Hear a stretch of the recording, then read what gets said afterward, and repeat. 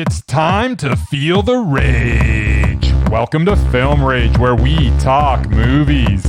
It has been about 8 weeks of social distancing, which is the amount of time it takes for the initial phase of healing and recovery from knee replacement surgery. Of course, you will still have to do months of physical therapy, but that's not what we're here to talk about. Back on course, directors and actors beware, as you cannot hide from the rage. My name is Bryce and I'm part of the Film Rage crew, which also includes Jim, once again contacting us from a great distance. Hello, Jim. Hey. So, with the introductions out of the way, let's rage on. Well, we never thought this day would come, but this week we're going to be talking drama. And we're going to create drama. We're going to talk about it and we're going to create it. Cool. This week on the agenda we have streaming. What a surprise. Our list update. Film genre favorites, which is actually drama, which is such a big field. Open rage, rage or dare, contest. Oh, we had the contest winners last week. And then we're going to close. So nice. You saw how awake I am today. This has been a long week already. What is Gonna be one of those Friday? shows. Is it Saturday? Is it Friday? I don't know. It's actually Wednesday, my friend. Oh, Wednesday, right. Thank you. I'm awake. So, streaming last week. We limited ourselves, but first,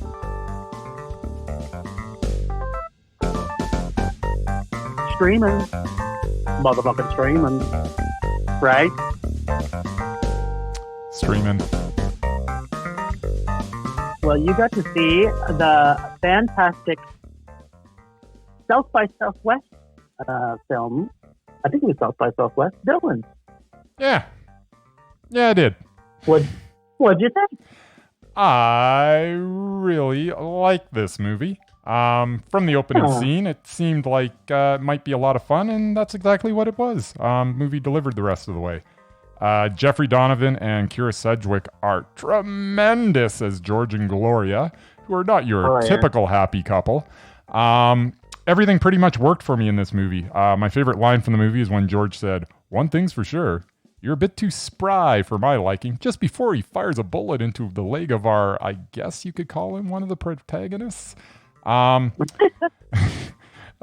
His name's Mickey, played by Bill Skarsgård. Although, there aren't really a lot of good guys or bad guys in this film. Maybe more bad guys and worse guys. This break and enter really goes wrong. Mickey and Jules definitely picked the wrong house to break into. Still enjoyed it all. Even the bittersweet ending worked for me. I say Mondo. What do you say, Jim? I did like a lot about this one. I thought it had a lot of potential as I started watching it. I love the whole beginning, the setting things up. I'm a huge Bill Skarsgård fan, and Kira Sedgwick. So, this had a lot of potential for me to love this movie. But the remaining cast, I felt they didn't bring the heat is what I was wanting. I felt the pacing, I kind of knew when I was watching this that you would like it a little bit more than me. The pacing was very slow and methodical, which I was hoping that it would have a little bit more push to it. And it never got to like a really big climax. Yeah, see, the weird level and creep level was wound up to 10 right from the very beginning, which I love. And it was... And it sustained it. The characters... It kept the right amount of creepiness, but then it kind of just settled into a routine, I found, and it lost some of its creep factor. If you looked at the beginning part of the movie, it had a bunch of really cool shots, and then it just kind of settled. Whatever. At the end of the movie, it had some awesome shots. Kira Sedgwick standing over, at the end of that movie. Oh, yeah, no. How good was that? I'm not saying I didn't like that part of it. There was a lot about this that I liked. I think that if it could have kept the elevation of the creep factor, but it just settled onto a specific level of creep factor. So, did I like this movie? Yes. Do I love a lot of the actors in it? Yes.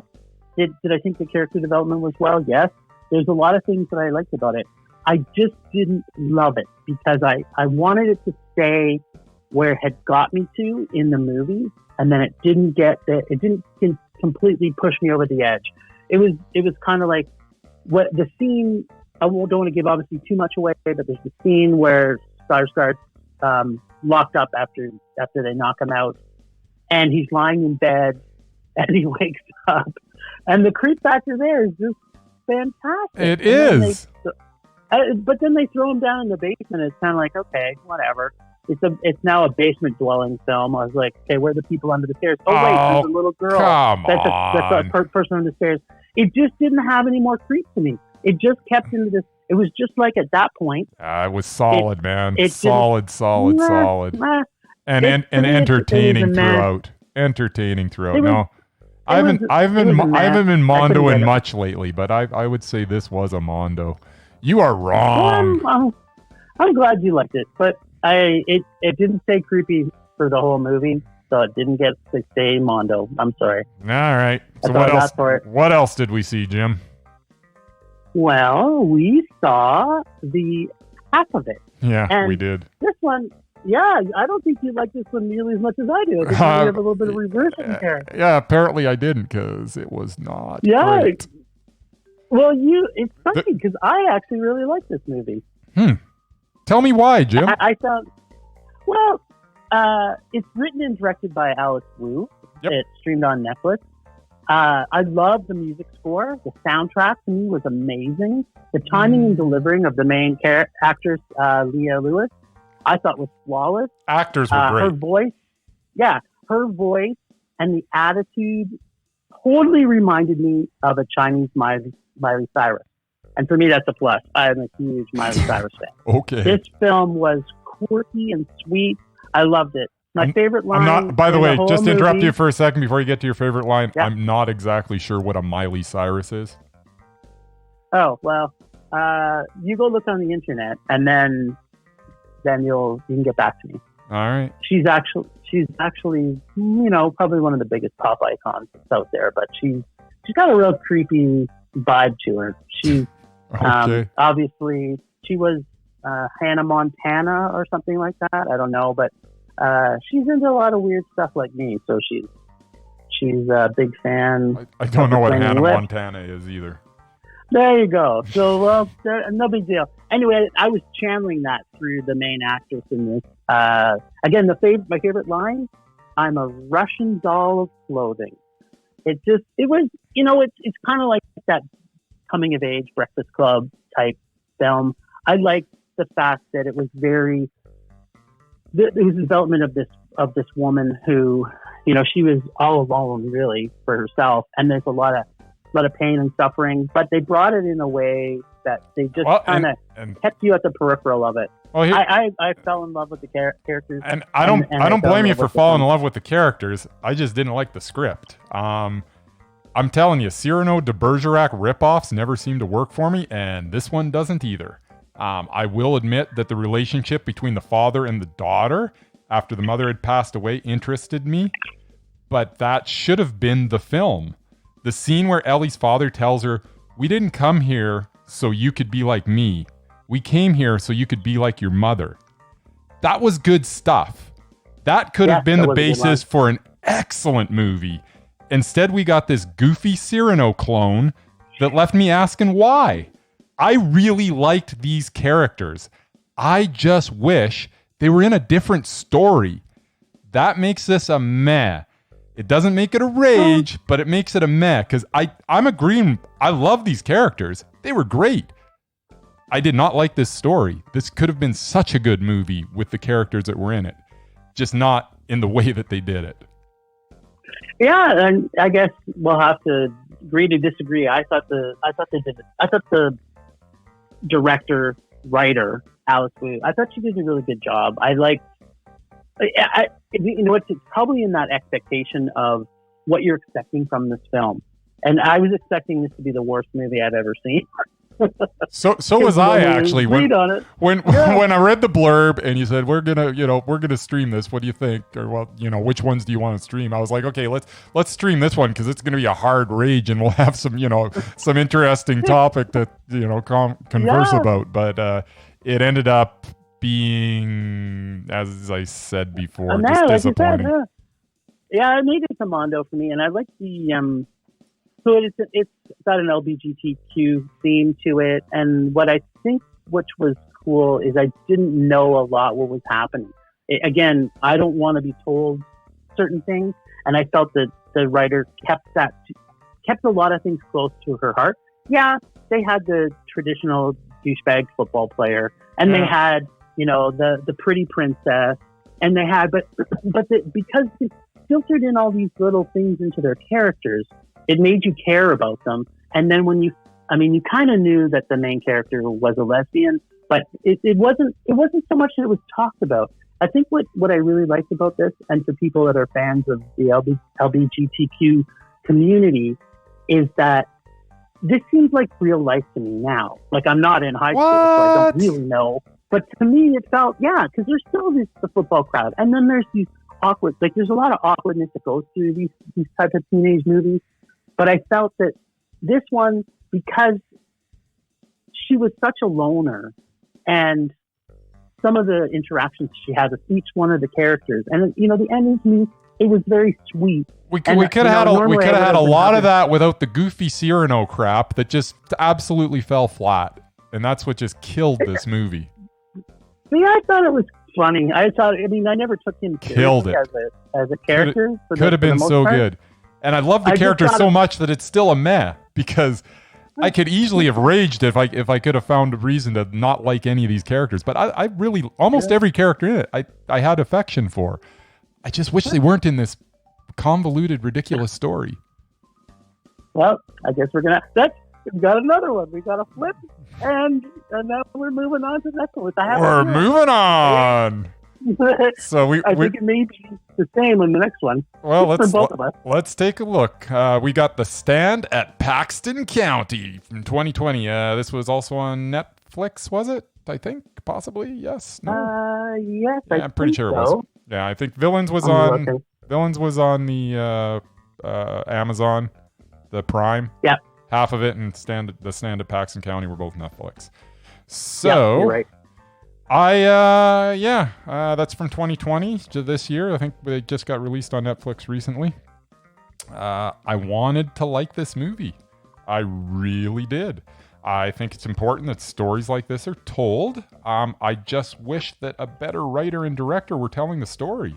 The original true story of a North Dakota rancher fighting corruption to save his livestock from government seizure is a story that is worthy of a movie. Unfortunately, we got this sensationalistic and ridiculous piece of crap. So many convenient coincidences and improbable situations that we do not have time to list them all. Let me just say, save your time and Google Gary Dassinger instead and read about the real story. And let's pretend that this movie never happened. So much rage for this one. What does Jim think? Yeah, I can argue with absolutely one. Well, I'm going to argue with one thing that you said. However, yes. I will not argue with anything about how terrible this movie was. As I was watching it, I kept going to myself, why does anybody care about this? And interestingly enough, one of the people, if you did a bit of more reading about this movie in particular, yep, there happens to be one of the executive producers is a guy. Hold on here, I'm trying to find it. His last name. Jim's so prepared. Yeah, I don't know why I'm so not prepared sometimes, but it happens sometimes. Yes. The guy, one of the executive producers of this, Forrest Lucas. Okay, you're gonna love to hear about this guy. So he is. He's an oil guy right away. Not. I mean, who doesn't love oil? We live in Calgary, Alberta, Canada. It's something that's important for our well-being here in Alberta. Yeah. But we know, Mo, that there's a lot of oil companies out there that are not very cool people. Yeah. This guy in particular is a douchebag. And this film, as much as you thought there was something, they're sprinkling into this the politics, basically funded by this guy. He started a non-profit organization called Protect the Harvest. Yeah, I know. It's an American non-profit advocacy organization founded by Forrest Lucas, which opposes the radical animal rights movement, and particularly the Humane Society of the United States. Yep. It right does. Away I go. I know. And the reason that he's trying to make us hate big government and make us hate the people, it's sprinkled into it because he wants to do his farming the way he wants to, which is by not treating animals the way they need to be treated. Yeah, having said that, this particular person does not fit quite into the category that the broad vehicle behind that particular movement is kind of about. It's a little gray there, but yes, the actual organization sucks. Yeah. Well, and him in general. I'm calling him out. Yeah, that dude sucks. The dude that the movie's about, he's all right. Yeah, well, no, but he's probably a guy that wants to run a farm the way that, old-time farming should have been run. Yeah. Right? Where the animals get to roam the range and, live at least. I know you're not a big supporter of eating meat, so even the fact of them being killed is it's more of a horse ranch. For you. Yeah, but that's what I mean, right? I mean, regardless of it, we need to have animal rights because animals, even if we are going to eat them, they need to be treated humanely. Is all I want to say about it. So, if you do go into this and you do want to learn more about this, repeat the name of that ridiculous organization.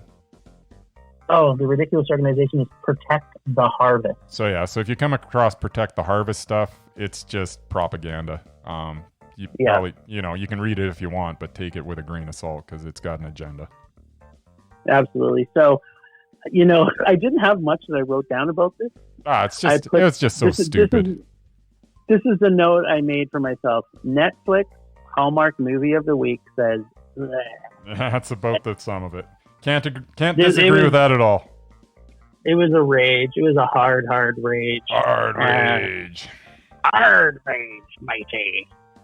That'd be the pirates with it. Dang rage. For that way. All right. So, on that note, you've got a surprise for me. I do have a surprise for you. I'm so excited. All right, sir. We got the Mesmerized, we got the Undoubted, and the Doubted. What do you got for me this week? You kind of challenged me to come up with a Mesmerized. Step up your game? And I said, screw that. I'm not going to come up with a Mesmerized. I'm going to come up with an Undoubted. And I've done this before, and it blew up in my face, but I think it's a slam dunk. All right. I don't think that this guy can stay off the list, but let's see what Jim thinks. Oh, I'm so excited. Yes. This is such a rarity. The man's name is Jon Bernthal. And I am nominating him for Undoubted. Here. How's his last name spelled? What's that? Last name spelled? Bernthal.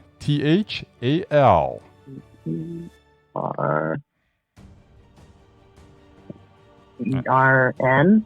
Yes, Thal. I don't know why I can't get this. I'm looking it up on IMDb. Just give it to me. I'll see if I can know it. Exactly. I'm going to give you the films anyways. I don't know what you need to look up. So, let's go backwards. So we'll go from the most recent. Ford versus Ferrari, 2019. That's a Mondo for me. Yeah, Mondo. The Peanut Butter Falcon, 2019. Also a Mondo for me. Yeah, that was a Mondo for me. Widows from 2018. That was a meh.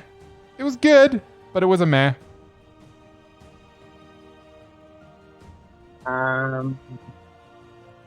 What was the last one? Widows. Widows. I don't know if I've seen that. Okay, well. Keep going. So then we've got Shot Caller from 2017, which you may not have seen it, but it is a mondo. It is so good.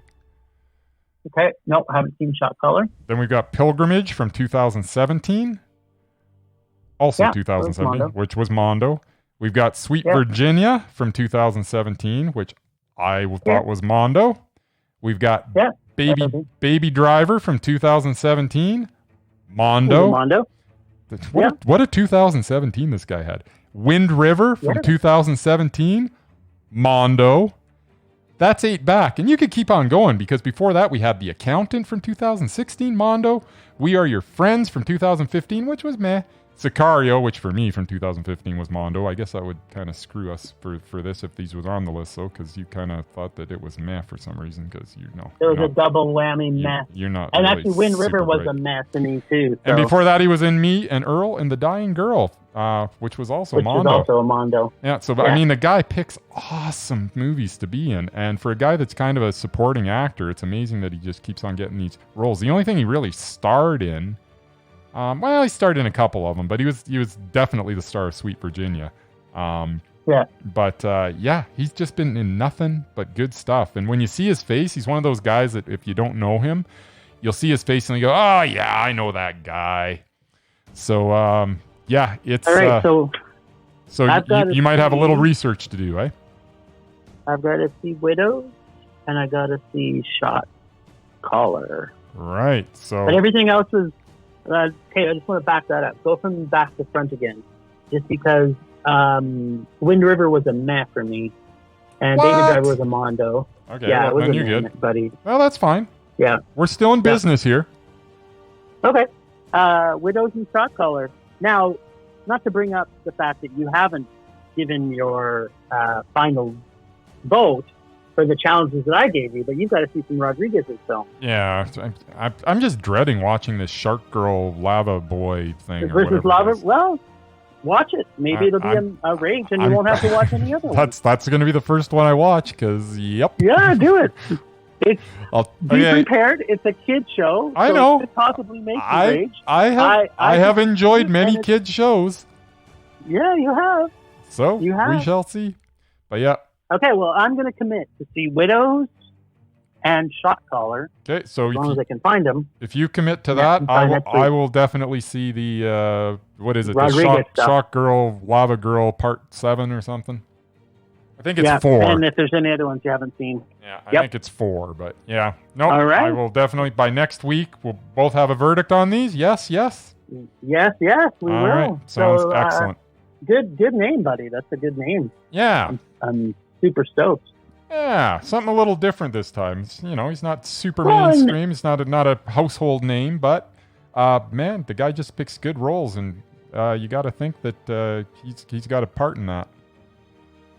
Yeah, what we have to start doing as we continue to go forward with our list is we have to continue to vet them, unless they're now retired or dead, right? We have to make sure that we continue to see their films. Which, we shouldn't be a challenge for us at all, actually. No, not at all. All right, sir. So from there...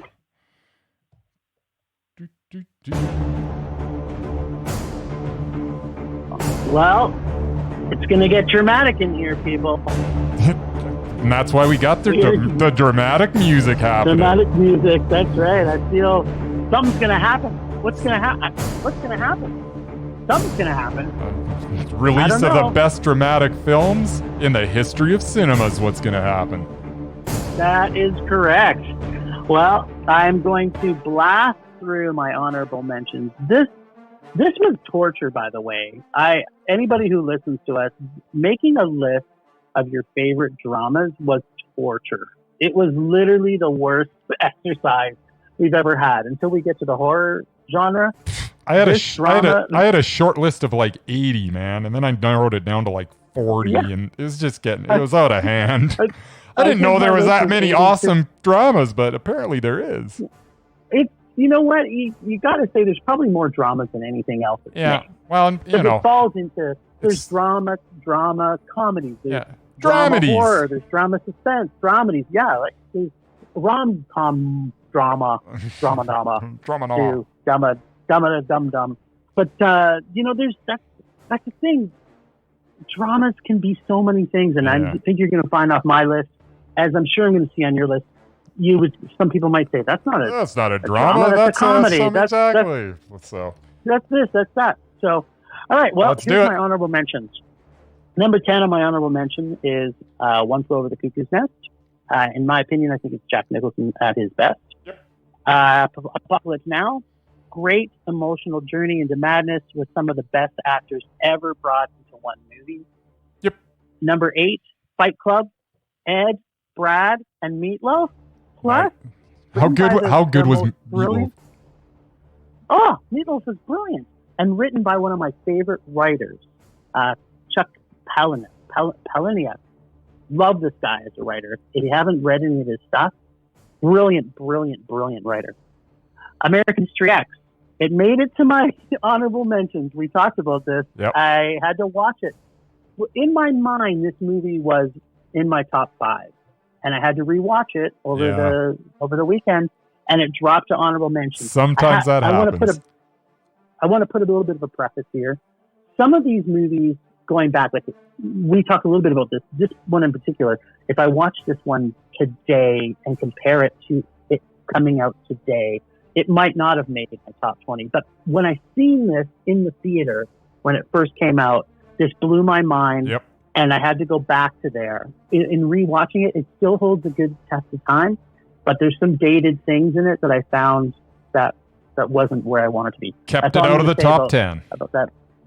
That's right. 3 Billboards Outside Ebbing. Some of my favorite actors in a brilliant display of sorrow and loss. Francis and Sam were brilliant. Yep. Number 5, honorable mention, Jackie Brown. Quentin's great dramatic masterpiece, and bringing Pam Grier back to the spotlight. Hell yeah. Yeah, but it wasn't, as good as Once Upon a Time in Hollywood. Yes, it was. It was so much better that I don't even want to talk about that. Number 4, honorable mention, is from my buddy Taika Waititi. His second film, and man, he nailed it. It is Boy. Boy was so good. Yep. 3, honorable mention, What's Eating Gilbert Grape. Yep. Leo, Johnny, Juliet, brilliant story, and Johnny and Leo's greatest work together. Good stuff. Number 2, Moonrise Kingdom by Wes Anderson and crew. Yep. Bring the Camptown fun and love. It's a great film. It is. Number 1, honorable mention, and this bounced around into my top, out of my top, into my top, out of my top. A Clockwork Orange by Kubrick. Yeah. Masterpiece. Malcolm McDowell is brilliant. Yep. All right, the top 10. Number 10, another film by Quentin Tarantino, Inglourious Basterds. By far, my favorite Quentin film. I love everything about this movie. It's fantastic. Yeah, but it was no Once Upon a Time in Hollywood. You're right. It was good. Number 9 is Frank. This actually screened at Calgary Underground Film Fest. Yeah, Frank was great. Spoke to my musician soul. Quirky, and the music is brilliant. Michael Fassbender and Domhnall Gleeson. My favorite tough opening gala that I've seen. I watch this annually just to remind me to stay weird and love music. Nice. Number 8, Ed Wood by Tim Burton. Cool. Get serious, and when he does, he blows your mind. Number 7, Fargo, the Coens. This movie is pure bliss. From the used car lot in Minnesota right down to the wood chipper in the woods. Number 6, Salome's Last Dance. This is my favorite Ken Russell film. Be prepared to open your mind to a visionary, brilliant director. The color and costumes of this comedy and sarcasm. This is a perfect Ken Russell film. If you've never seen any of his works, start with this and then just keep working yourself into a weird frenzy of fabulousness. Number 5, my favorite Woody Allen movie, Manhattan. I think it's his best drama, and I think it is a perfect example of Woody in this era when he was in this time frame. Number 4, Hotel Rwanda. This film changed my mind to the world around me. And I did not even know that this was a real thing that was happening until I seen this film. After seeing this movie, 2 things happened. Number 1, I fell in love with Don Cheadle. And number 2, I started reading and researching more about world issues. This film, of all the dramas, I feel changed me more about the importance of social issues and had the biggest impact on my beliefs as a person. It was powerful. I love this movie. So powerful. Number 3, It's a Wonderful Life. Although a lot of people take this as a Christmas movie, I see it as one of the most important films about love of the community in trying times. This film plays as strongly today as when it was produced in 1946.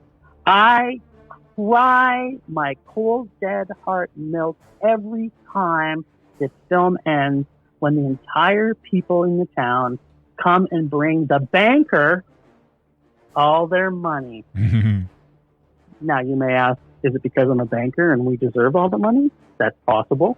But I think this movie is just a perfect movie. Cool. Number 2, and I watched this on the weekend again because it was my number 1, and it got bumped out to number 2. Shawshank Redemption. There you go. Directed by Frank Darabont, written by Stephen King, starring Morgan Freeman and Tim Robbins. Who thought a horror writer could write some of the best dramas ever made? This film is perfect in every way, and in my belief, gave Morgan Freeman a career as a voice-over actor. Revenge is a dish served not cold, but through a river of shit. Yes. Number 1, my number 1 favorite drama of all time is by one of our favorite directors who's going to make the list this year, Rushmore. Although this could make the top of my comedy list, as well as probably every list that it's in, because it's got everything in there. By far my favorite drama. At its core, this is a coming-of-age love story. I love this film. Its humor, musical score, every actor in this film, as always, Wes Anderson.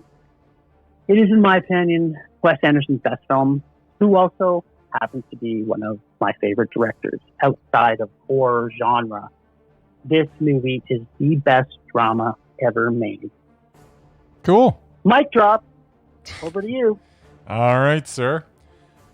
So I'm going to just preface my list by saying I've tried not to overlap my lists. So movies that have been on other lists will not be here. I understand we're probably going to be doing some foreign language films next week. That is one of the 2 categories where I may have to overlap some of my selections, the other being horror. At some point, I think we should kind of do our overall any category top 10 favorites. But this will be, at least a few weeks down the road. Anyway, here we go with my favorite dramas of all time. I got 9 runners up. I'll just blast through them. Wendy and Lucy from 2008, about a girl and her dog. Simple story, perfectly told. Michelle Williams at her best. 7, 1995. Brad Pitt screaming, "What's in the box?" will live with me forever. Good flick. Broken Flowers, 2005. Jim Jarmusch behind the camera and Bill Murray in front of it. Plus, this movie has a perfect ending. Marriage Story, 2019. My second favorite movie of last year has to be mentioned. Heart-wrencher of a movie. Uncut Gems, 2019. My favorite movie of last year. Cannot quite crack the top 10 of all time. Tension-filled with satisfying ending. The Safdie brothers are awesome, but they didn't quite make it. We got Dead Poets Society, 1989. Peter Weir directs and Robin Williams stars as an inspirational English teacher. Who doesn't like Dead Poets Society? Great movie. Yeah, it's great. Glengarry Glen Ross, 1992. This may be the best cast ever as Jack Lemmon, Alan Arkin, Al Pacino, Ed Harris, Kevin Spacey, Alec Baldwin, and Jonathan Pryce are all in this film adaptation of the David Mamet play. It's so good. It is so good. This one I actually watched again, and it was going to be in my top 10, and then it came out. Love this movie. Love it, but it's not quite good enough to make the top 10. It's so close. It's so close. Rounders, Rounders, 1998. Matt Damon, Ed Norton, and John Malkovich play some cards with some rather high stakes. It's a really good movie, and man, Ed Norton is so frickin' annoying in it. And it's just so good. He's just he gets under your skin, and it's like, how are you his friend? But anyways, unbelievably so, my last honorable mention is The Shawshank Redemption, 1994. Oh, my top 10 must be pretty good if this film didn't make it. If this film doesn't make the cut, I mean, whoa. Or I'm just misled here, and I had a moment. That's more like that. Could be. You had a moment, but it's okay. Tim Robbins and Morgan Freeman star in this Stephen King adapted short story. Shawshank Redemption. It's at the top of most people's lists. Okay, Top 10 dramas of all time according to Bryce, which might be a little different than most people. Number 10, Hard 8, 1996. I believe this is Paul Thomas Anderson's best movie. Paul Thomas Anderson's first feature is my favorite film of his, and that is saying something. This one stars Philip Baker Hall, John C. Reilly, Gwyneth Paltrow, and Samuel L. Jackson. Pretty awesome cast for a first effort. Number 9, The Station Agent from 2003. Three unlikely individuals become friends in this star-making project for Peter Dinklage, Patricia Clarkson, and Bobby Cannavale also star. Just a really, really good movie. Must be. It's number 9 on the best dramas of all time. Number 8. Must be. Lost in Translation, 2003. Bill Murray shines in Sofia Coppola's second feature film. This was a perfectly paced, bittersweet masterpiece of a movie. Number 7, Wonder Boys from 2000. Michael Douglas, Frances McDormand, Tobey Maguire, and Robert Downey Jr. are in this story of an English professor with a few problems, both personally and professionally. Just a wonderful movie. Number 6. Now we get super serious with the drama. In the Bedroom from 2001. This movie digs about as deeply into every character as I've ever seen. The film runs you through the emotional spectrum from joy to anger to sadness.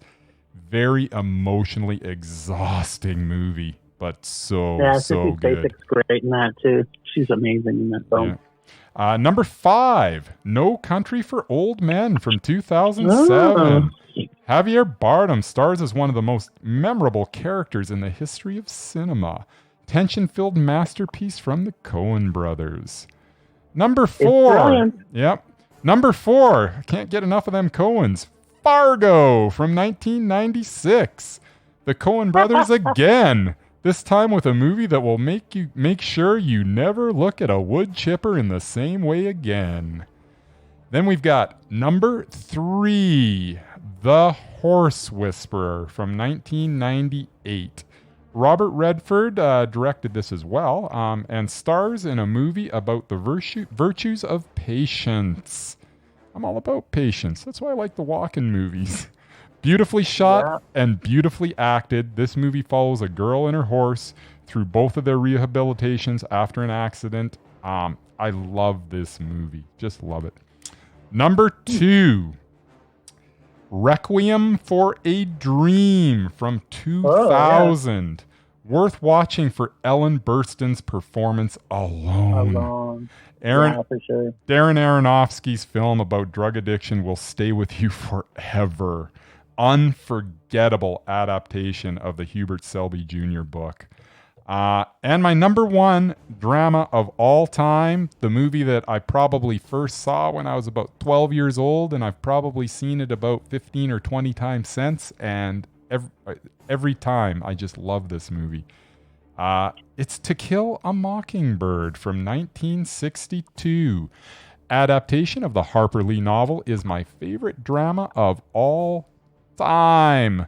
Gregory Peck is the perfect Atticus Finch, who is one of the most decent characters that has ever been portrayed on the screen. This film is a coming-of-age tale and a courtroom drama, all perfectly rolled into one. It is sad at times, tension-filled at others, but ultimately inspiring.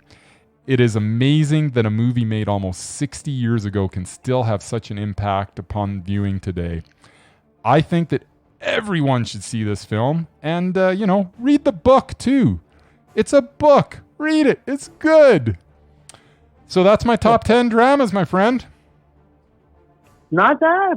I think there's only one on there I was not a big fan of. Like, it wouldn't have made my top, but otherwise it was a pretty solid list. There you go. Pretty solid.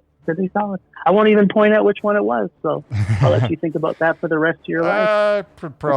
Probably have an idea of what it was, but, Yeah, you can probably guess. I probably because I don't like boring things much. Boring's awesome. I don't know what you're talking about. Too much is happening in movies these days. Less stuff has to happen.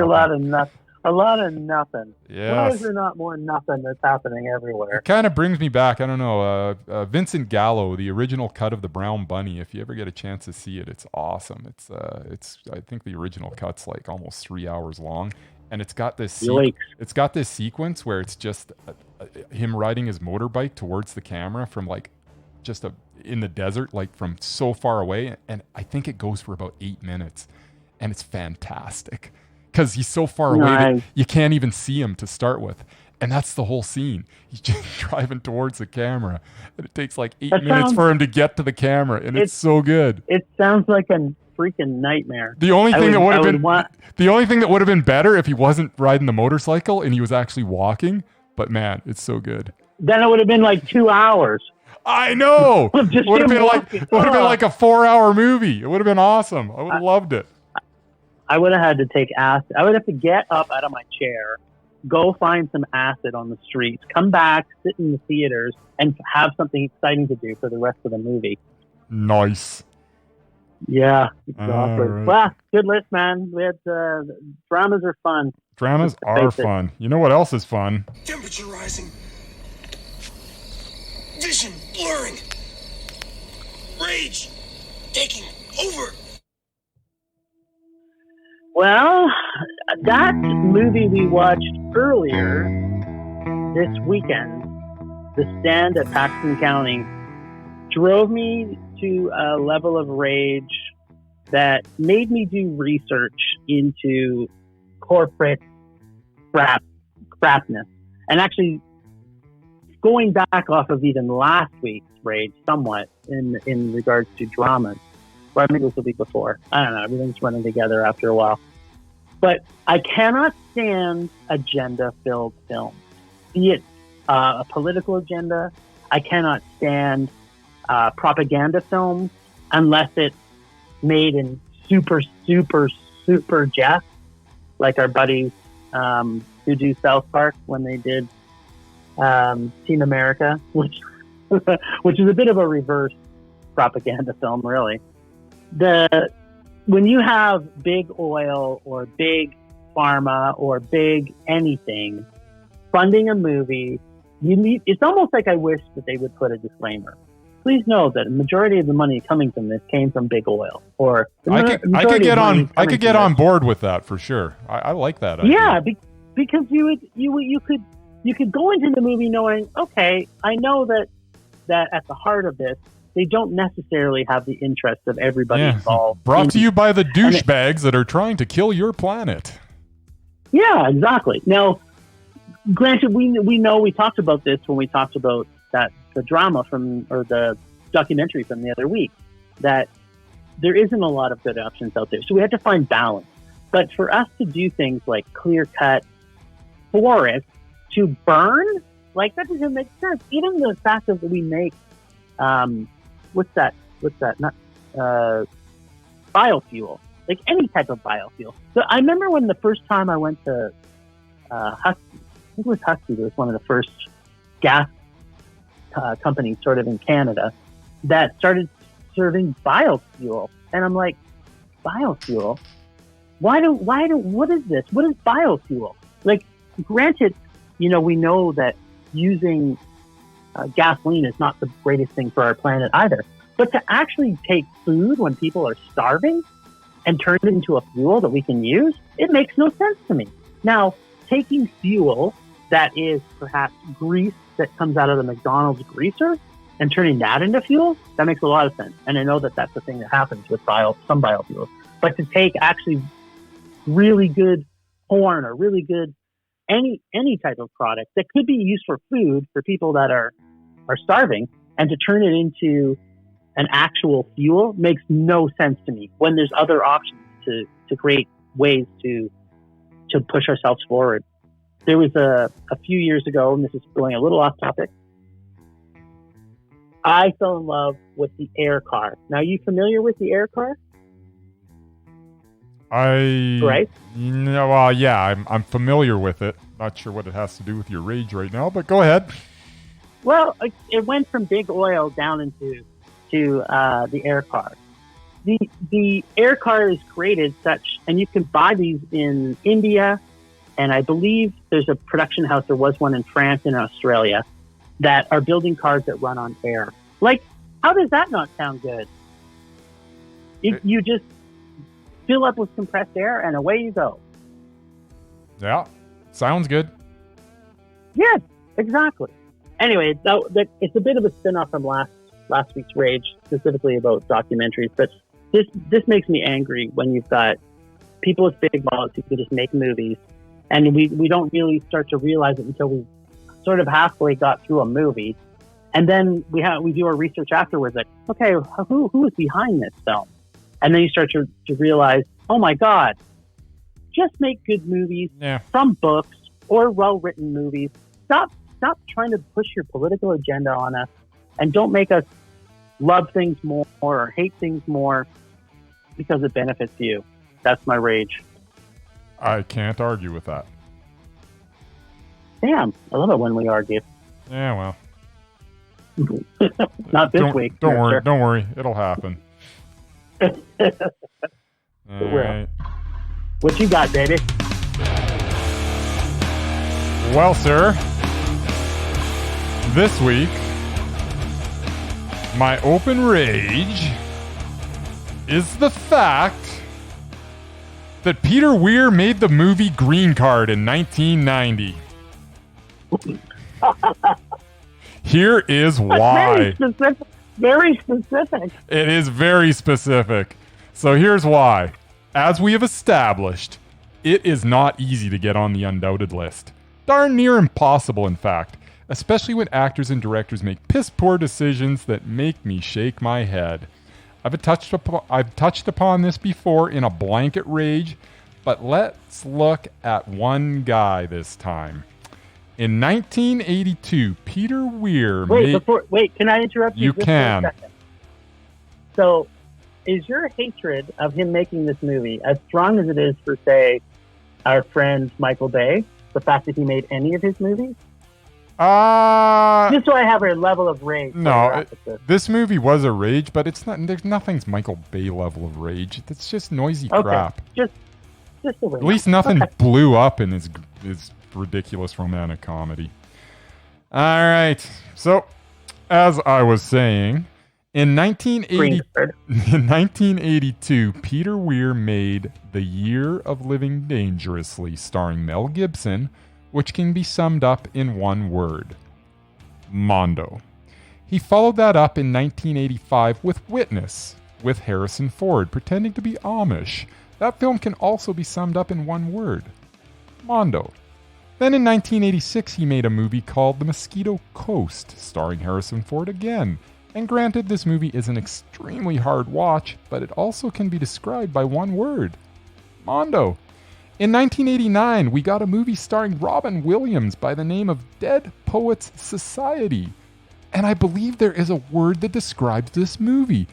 Oh yeah, the word is Mondo. Then in 1993, Mr. Weir made Fearless, which starred Jeff Bridges surviving an airplane crash, and I think there is a word that describes that movie. Yes, that word is Mondo. Now let's go forward to his next movie, 1998's The Truman Show, starring Jim Carrey. Kind of a groundbreaking movie. Now, if I had to describe this movie in one word, I think that word would be Mondo. This brings us to 2003's Master and Commander, The Far Side of the World, starring Mr. Russell Crowe, sailing the seas around South America. And how would I describe this film? Perhaps Mondo. This finally takes us to Peter Weir's last film, and perhaps his best, The Way Back from 2010. Three men, Jim Sturgis, Ed Harris, and Colin Farrell, escape from a Siberian gulag and walk 4,000 miles to freedom in India. Man, that's a lot of walking. Great movie. It was a good movie. Great movie that has a certain word that describes it. What is that word? What could it be? Oh yeah, I remember. Mondo! That is 8 Mondos in a row. That would make him undoubted forever, as it has been 10 years since his last film, and he's now 75 years old, so he seems to be retired. But wait, for some reason he made an inexplicable film in 1990, right smack dab in the middle of his 8 Mondo efforts, right after Dead Poets Society and right before Fearless. Peter Weir made Green Card. Yes, that awful romantic comedy starring Gerard Depardieu and Andy McDowell. Here's the kicker, he wrote it as well. How is this movie sandwiched in the middle of these other 8 magnificent films? He could have been Mondo forever, and instead he ends up just another schmo. That is what one bad decision can do, my friend. That's my rage. Well, you know, your rage kind of bleeds into the fact that perhaps Andy McDowell could be the curse. She could. And that potentially we may have to do a bit of research to see if she's actually been in. She could be a doubted. You might have missed your Undoubted. She's in 4 weddings. She was in 4 weddings and a funeral. I liked it. Yeah, but how long ago was that? That was quite a while ago. It was. So potentially we have to go look at her. I'm just saying. She's been in some bad movies. That's what I'm saying. She could be the kiss of death. Maybe it's her. I'll tell you. All right, sir. Good rage, though, buddy. I loved it. Thank you. I loved every one of his movies. So, good call.